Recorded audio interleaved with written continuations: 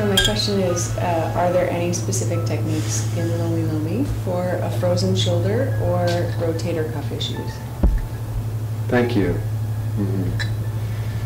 There are. Once again, I want to default to creating space. There's only two things going on in the body, everywhere in the body. It's either this or this. And what we're looking for as practitioners is this. And we want to create this. So a frozen shoulder is this, right? Now there'll be gray areas where maybe it's just this, or this, or this. And yet we still want this. This is why they're coming. They want to feel open and released. So, get them breathing. And once again, forgiveness comes to mind first. Quite often when I meet someone at a party, someone introduces me as, oh, this is this great practitioner I want you to meet. This is so-and-so. And they realize, their body realizes there's someone that can help them. As soon as they face me, we meet, and they'll start a dialogue, and they'll say, hey, can you help this shoulder? And I'll put my hand on their shoulder, and usually what comes to mind is, who's in there? Immediately, you've blown their mind.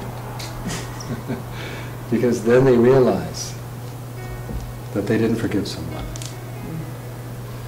So, once again, forgiveness is the key to healing, always. Most of what's happening like this is something that requires ho'oponopono. Yeah. And they can do this on their own. We give it back to them. Can you forgive this person? Can you forgive this person? Quite often tears will start to flow, because then they realize it's their responsibility that they have this frozen shoulder. Does that answer your question? Thank you. And then I would default then once again to creating space. Create as much space using their own breath, using your breath rhythm, to finding what they can do and what they can't do. And in one session, maybe all you can do is bring them to this peace that they really need some deep forgiveness.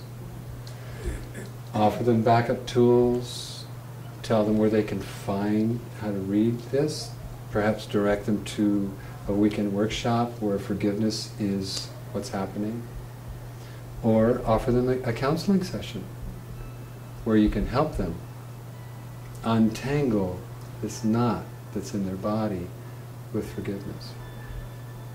Nothing will remove from the body until it's ready. It's my experience. I had a frozen shoulder 9 months. I had a frozen shoulder 11 months. And at one point I thought it would never go away. And I was irritating it because I had to keep working. And I'm doing these strokes, and every time I extended my arm, it hurt while I'm doing a Lomilomi. Trying to mask that was quite a trick. If I didn't have to support myself, I would have stopped working. Found myself in seminary graduation where they were doing a very deep Kundalini meditation. And he said, anything in your body before we start this meditation, anything in your body, anything in your life you'd like to let go of, this is the moment. So, after that meditation, the 11-month frozen shoulder, it let go as quickly as it came. So the body, this is good to note, it will only release something when it's ready.